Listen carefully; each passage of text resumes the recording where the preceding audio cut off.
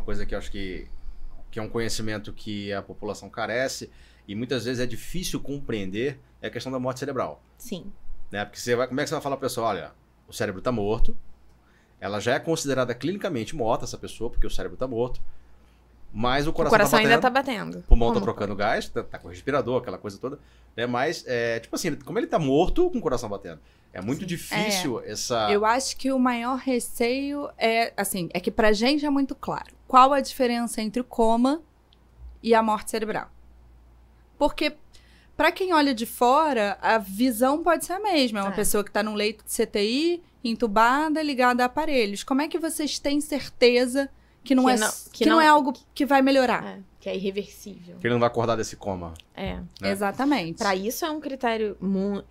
são critérios muito bem definidos, que envolve exames de imagem, avaliação, inclusive em 2 momentos, né? Sempre em 2 momentos. Você nunca fecha a morte cerebral em uma única avaliação, né? Horas depois, isso é reavaliado. Tem critérios assim... o paciente não vai estar sedado e tem um tempo sem sedação que a gente tem que manter para dizer que aquilo, isso não é efeito de sedação, com certeza.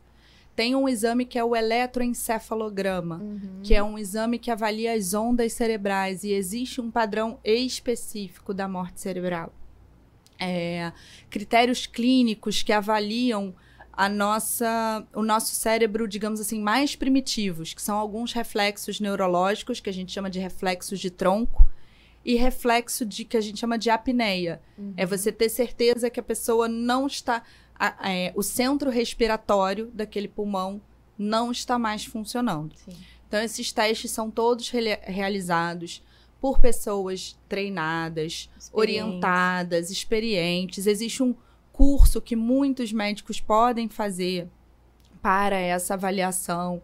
Então, assim, isso é um processo muito sério, muito criterioso e muito orientado. A gente tem o Programa Estadual de Transplante, que tem a Central de Transplante, que auxilia também. A gente tem, dentro dos programas de transplante, a gente tem algumas unidades, né? Para auxiliar apoio, né? de apoio aos hospitais e aos médicos que estão avaliando esse diagnóstico. Na abordagem da família, né? Que é um momento muito delicado, né? Você dá uma notícia muito ruim e aí... Assim, o que eu vejo isso assim, foi criado um protocolo muito bem estruturado para que não se tenha dúvida que aquilo ali é uma morte cerebral e não um coma. Sim, né? Exatamente. Então, assim, para chegar no ponto de você chamar a família para conversar e falar, aquilo olha... já tá muito bem. Não, tá assim, estabelecido. Também é importante, assim, a família é sempre avisada que vai ser começada a avaliação, né? A família avaliar, vamos abrir o protocolo. O que isso quer dizer? Vamos começar a fazer esses testes. Vai tirar a sedação, vai... Né? Assim, todo o processo é explicado para a família. E uma coisa que, assim, no Brasil, realmente, a recusa de doação, isso acho que é um ponto muito positivo da nossa cultura, a recusa, ela é baixa. Mas em torno, acho que de 50%. 42, se não me engano. 42, Tenho quase certeza. É considerado baixa ainda no mundo. É baixa, mas é alta. É baixa, mas é alta. Podia ser melhor. Sim, claro, assim. Se você comparar com outros países, culturalmente, o brasileiro é muito mais... ele aceita isso muito melhor do que alguns outros países. Mas ainda se perde muita oportunidade de se transplantar por conta dessas negativas, né, que a gente tem de algumas famílias. Mas para mim, minha sincera opinião, é tudo uma questão de conhecimento. Acho que o que falta eu acho que por isso é importante a gente falar mais sobre doação de órgão, né? Existem campanhas, né? Da gente falar sobre doação de órgãos e a gente tem que falar. E a gente trabalha com isso, então a gente fala muito.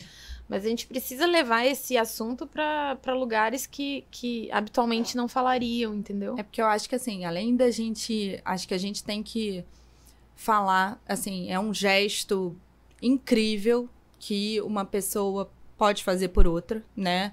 E que a família pode fazer por outra família. Porque a gente próximo, né? Assim, exatamente. Porque naquele momento de dor, entender que outra pessoa precisa daquilo. Quando a gente pega uma doença como cirrose hepática, se a gente pega um paciente que ele é funcionalmente uma cirrose Child C, ele tem uma mortalidade estatística de 100% em um ano. O Child-C, ele marca esse grau de mortalidade. Então, a gente pega uma doença que tem uma mortalidade absurda. Maior do que várias neoplasias, né? Porque a gente tem essa coisa do câncer, né? O câncer mata muito. Mas uma cirrose descompensada. E, às vezes, sim, o paciente vem compensado e tem esses episódios que a gente diz de descompensação. Fez uma hemorragia digestiva, fez uma trombose de porta. E ali eu pego uma infecção. Às vezes o paciente cirrótico tá ótimo, mas ele pega uma infecção que pra gente é simples, uma infecção urinária, uma infecção de pele, uma pneumonia, ou uma infecção específica do líquido ascítico, que é a PBE, peritonite bacteriana espontânea. E às vezes essa infecção pode ser fatal.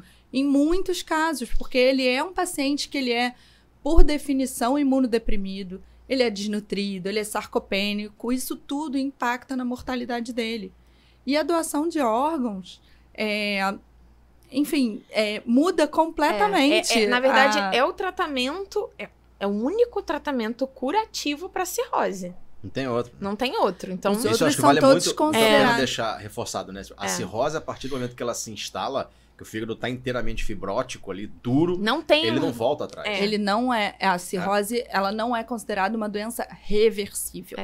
A gente pode isso. Quando a gente tira o fator de agressão, por exemplo, o paciente tem cirrose por hepatite C e a gente trata a hepatite C, a gente reduz a progressão da doença. Mas, por exemplo, a gente não reduz a chance daquele fígado fazer um hepatocarcinoma, por exemplo. Isso é muito... Por isso que a gente tem que continuar acompanhando esse paciente. Um paciente que fez uma cirrose por álcool, ele para de beber, ele vai reduzir a velocidade de progressão. Mas a partir do momento que instalou, ela não é considerada reversível à luz do nosso conhecimento atual, né? Lembrando que em medicina tudo é dinâmico. Existem já tratamentos experimentais que a gente chama de antifibróticos, mas ainda não tem nenhum que a gente utilize na prática clínica. Só para lembrar que nem todo paciente cirrótico precisa de transplante naquele momento do diagnóstico, né? Então, assim, sim, o transplante é a única modalidade curativa, mas não é indicado para todo mundo. Porque é isso, a gente tem que dar preferência.